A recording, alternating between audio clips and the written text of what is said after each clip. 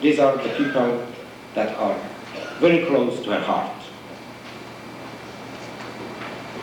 Also, she has visited large number of Baha'i communities in Central America and met with the Prime Ministers of Jamaica and two outstanding presidents in South America, Mexico and Costa Rica.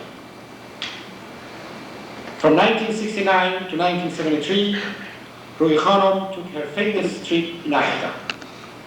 She traveled 36,000 miles. And throughout her trip, she was driving her own Land Rover. And in that occasion, she visited 52 countries and met with 17 heads of states. Some of them including Emperor Haile Selassie of Ethiopia, President of Senegal, President of Ivory Coast, President of Liberia, President of Swaziland, and the King of Lesotho. Her travel throughout the Pacific has been equally important, and it was 1961 that she opened the temple in Sydney, Australia. I think with the exception of 3 little islands, she has visited almost every corner in the Pacific, in Micronesia, Melanesia, and Polynesia. She also took a very famous trip in South America, and most of you have seen that beautiful movie that was produced by her, the Green Light Expedition, that deals with her adventure amongst the Indians in that part of the world. I thought I also mentioned that how non-Baha'is, especially those from developing countries, the Indians, love that lady. There are a few names that have come across in her introduction.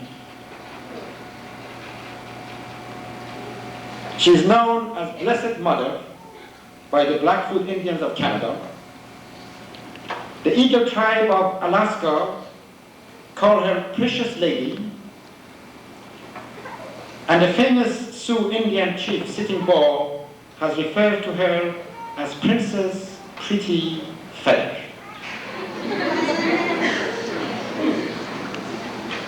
Ladies and gentlemen, in the last few days I had the honor of being at her service, and indeed it's a pleasure to have the Queen of our faith, Amatul Baha Ruhiyyih Khanum, with us. Would you welcome her all?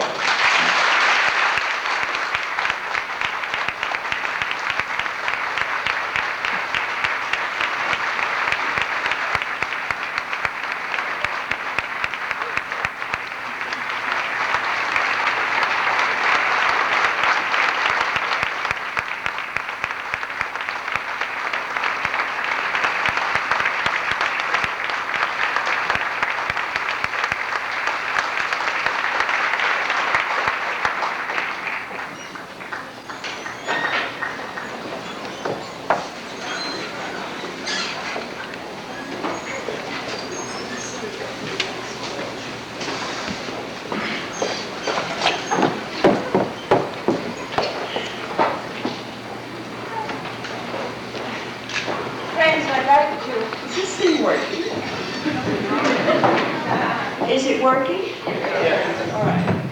I'd like to add a few points to my biography, which Hussein forgot. One of them is that I'm 75 years old. The other is that I never graduated from anything, even kindergarten. I could go into a few more details of my past, but I think that I can skip that at this point. It's very wonderful to be with the Baha'is of Greater New York. It's many years since we had an opportunity to be together.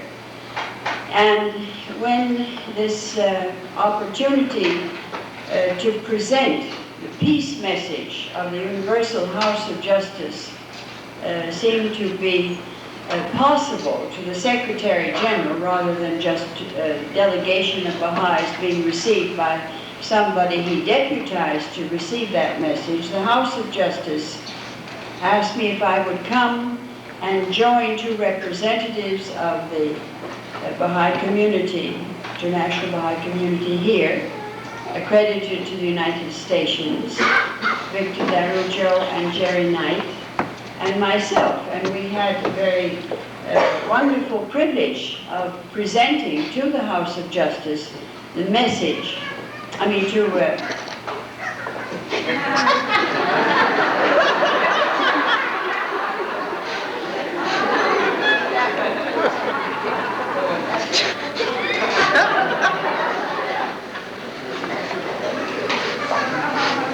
we had the very wonderful privilege of presenting this message yesterday to the Secretary General, and I'm sure all of you are very anxious to hear about the events of the last few days.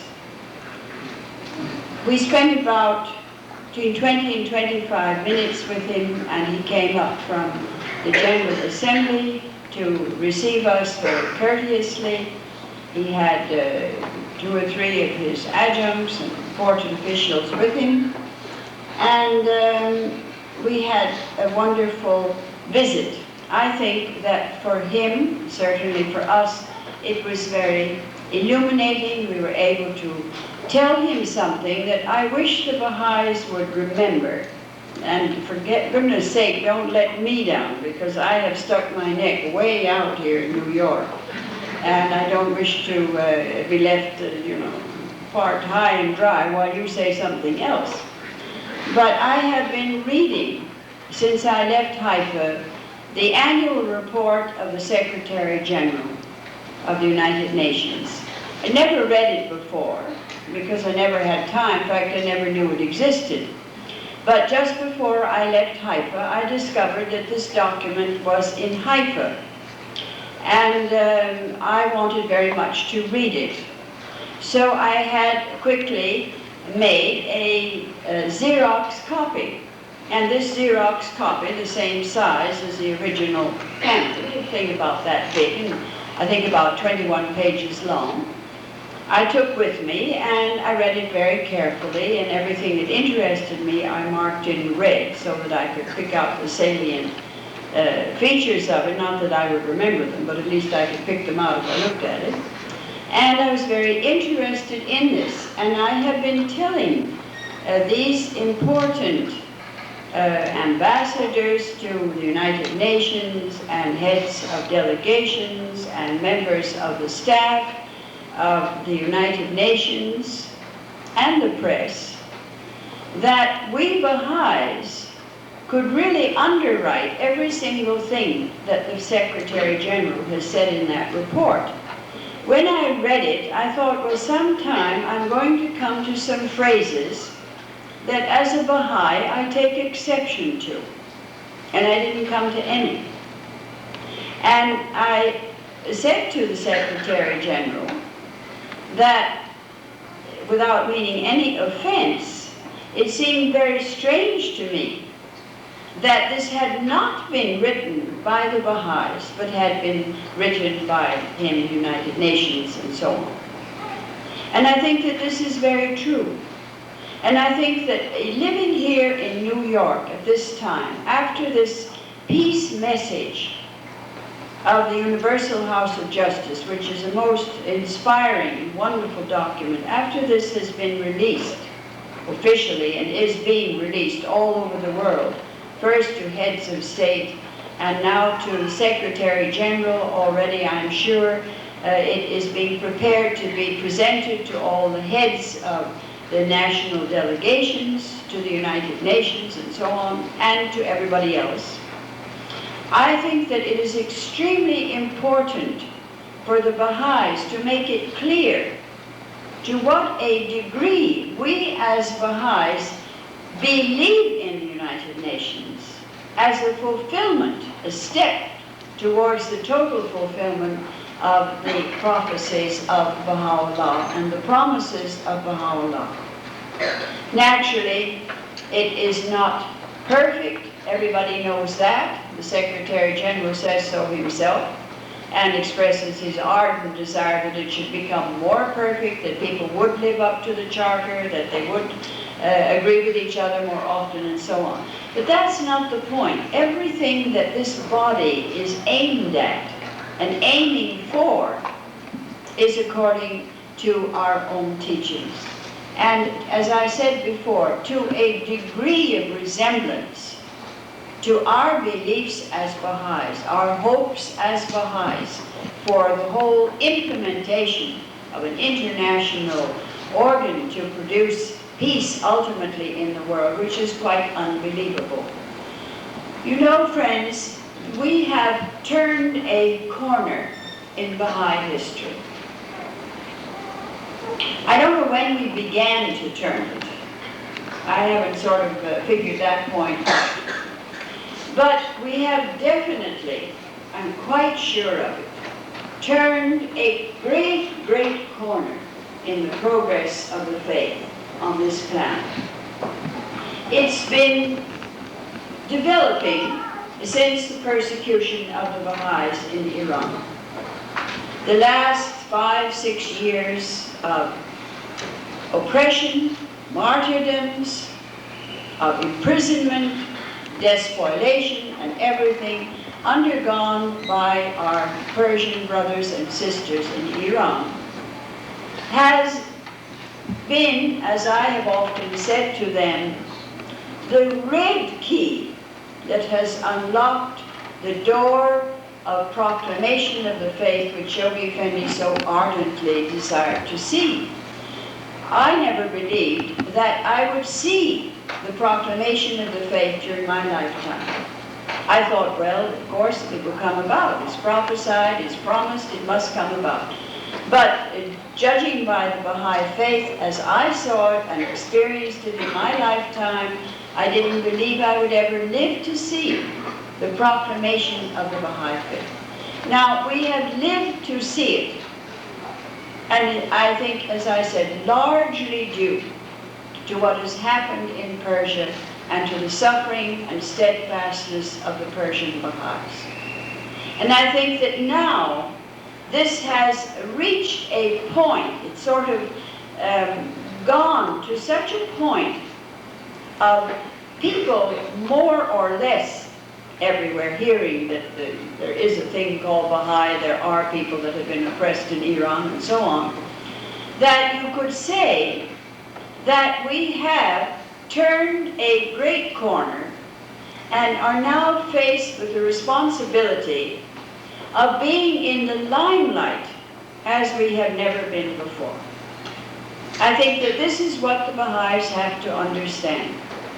We have been in the shadows, we've been in the dark, we've been unknown. Somebody said, well, oh, yeah, my aunt's a Baha'i, or I heard about that, or I was in Israel and the bus took me past the Baha'i shrine, and things like that. Or I read a book, or I know something about it. But we were in the dark and in the shadows. Nobody really was looking at us in the limelight. And now, the limelight, for many, many reasons, but mainly because of the proclamation of the faith, is being focused on us Baha'is. All over the world, particularly, for instance, in the West, particularly where the cause is more prominently known, where we obtain more publicity in the journals and so on. But the fact remains that people are increasingly going to look at us and say, so those are the Baha'is. What is it they believe? Well, I don't think it's very complicated to tell them what we believe. I've always been convinced that except for going into all the ramifications of the Baha'i faith, if you can't tell somebody what the Baha'i faith is in 20 minutes, then you don't know yourself what it is. It's not all that complicated. It's very simple and very straightforward and something that you can explain quite easily.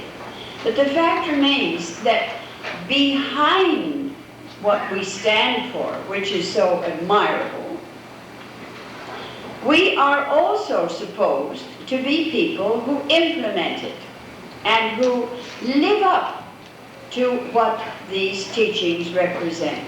And I think that I'm speaking from the bottom of my heart, I think this is absolutely essential now in the world everywhere for the Baha'is.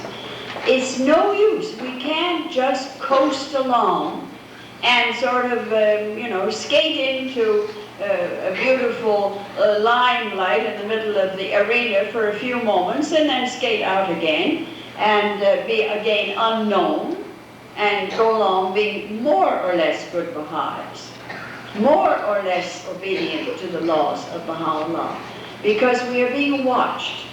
And the sad part of it is that we're not only being watched, you might say speculatively, by the press and by intellectuals, skeptics, but we're being watched hopefully by mankind that is frightened and in terrible condition, sees its society all over the world disintegrating in front of its eyes, disintegrating because of drugs, disintegrating because of terrorism, disintegrating because of a moral permissiveness and total lack of any morality which exists in the world today. They see that whatever their values are crumbling in front of their eyes. And consequently, anything that they look at that has a sound value is a hope for humanity. Of course, that's exactly what Baha'u'llah wants it to be. He wants us to be the hope of humanity. He wants us to be the examples to our fellow men of what it means to be a follower of Baha'u'llah, because Baha'u'llah is ushering in a new world order and so on. And I think that this is going to make great demands on us as Baha'is. I think that we are going to have to realize that our conduct, our behavior, and our speech is going to be constantly weighed in the balance by people who are longing to have us demonstrate that what we preach, we practice. After all, it's the whole crux of the matter. Baha'u'llah says, what is it he says? He whose words exceed his deeds, verily his death, his non-being, is preferable to his being, and his death preferable to his life. At least that's the way I learned it as a child, in the Baha'i scriptures of those days. And it couldn't very well be put any more forcefully than that. In the past, there was a difference. Shoghi Effendi often spoke of this. He said there was a difference between belief and faith and conduct. But that was before we grew up. And now, this is the coming of age of mankind, we're supposed to know what we're doing. We're supposed to be old enough to assume adult responsibility, and consequently, our behavior should conform with what we preach and what we teach. And I think that this is the great challenge to all of us.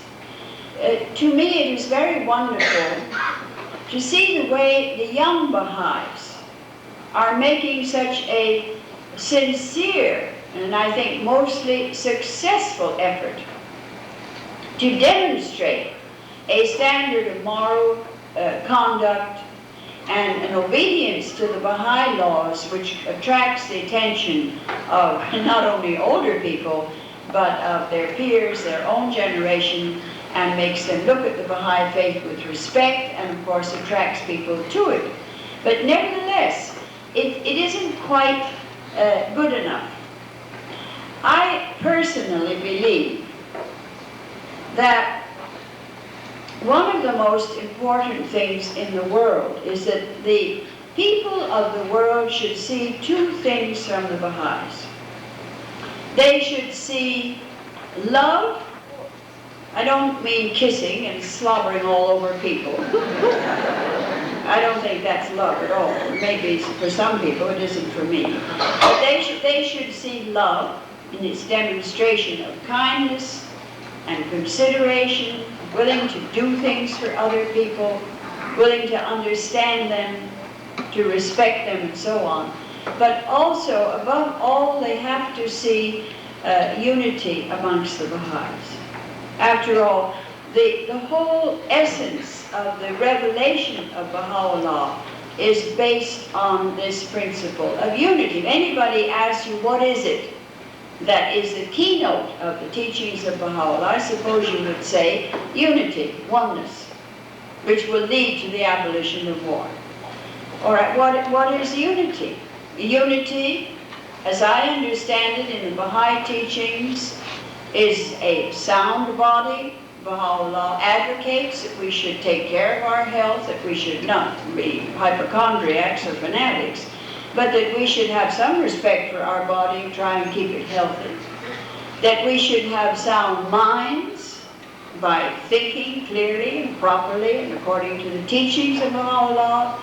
That we should have sound souls. As I said to the press the other day, if you believe in a soul, then we believe that should be unified and sound too. In other words, the entity of man should be a united being in himself. Then comes the home, the tremendous emphasis that Baha'u'llah places on family life and on the home, and what is very sympathetic to people who are not of our culture, I mean North America and Europe particularly, is the greater family.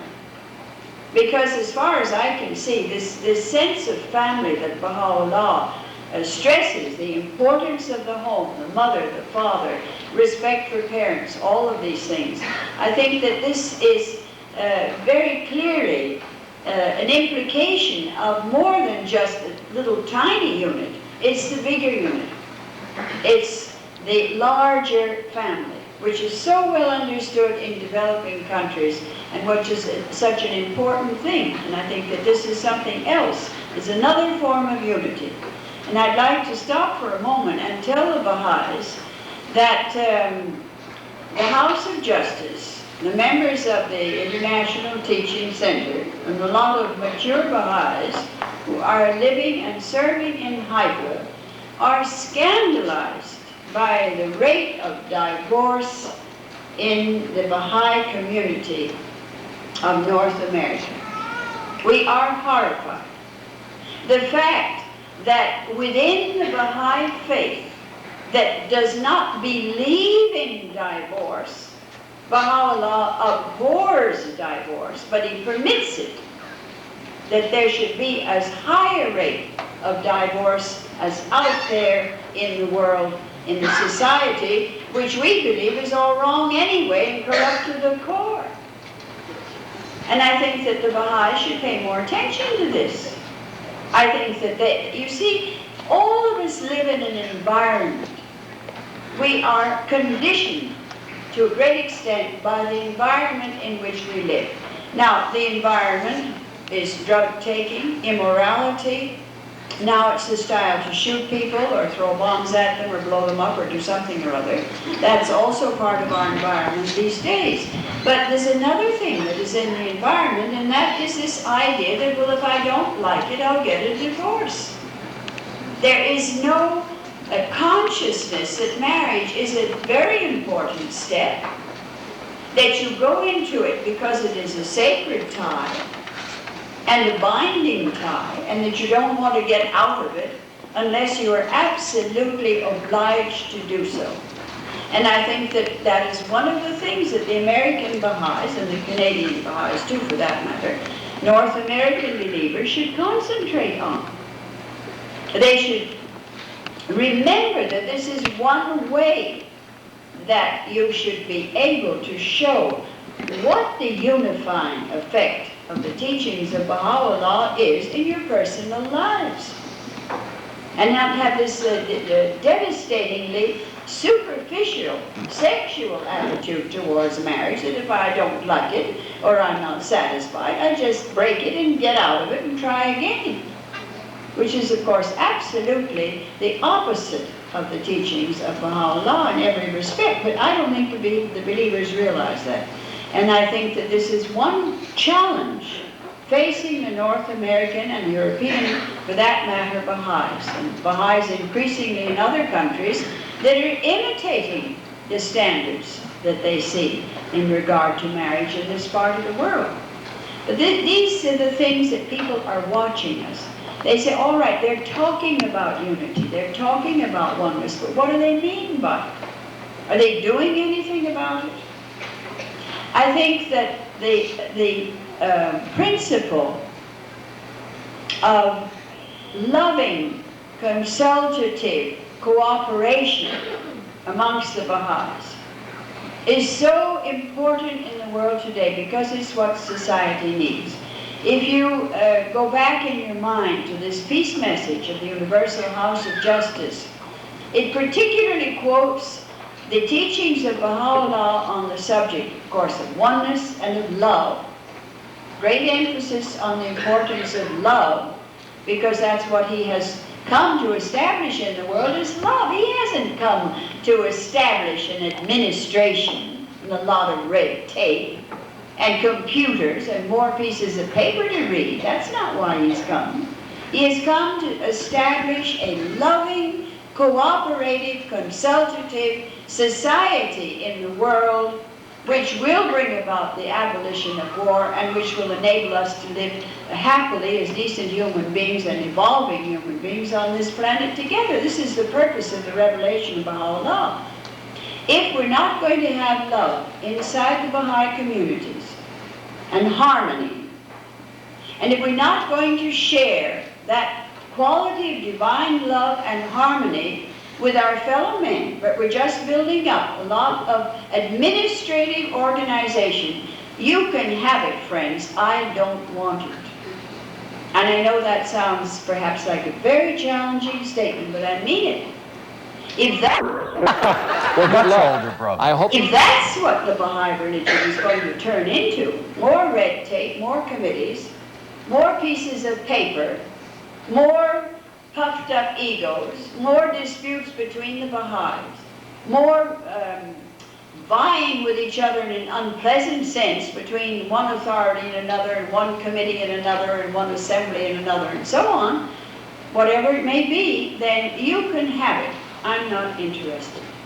I'm only interested if this faith is going to bring about that degree of love and harmony which will transform the lives of men into something on an entirely different level. Red tape and committees and assemblies and all the rest of it, pieces of paper, isn't going to do it. It's a quality of the soul, quality of the spirit.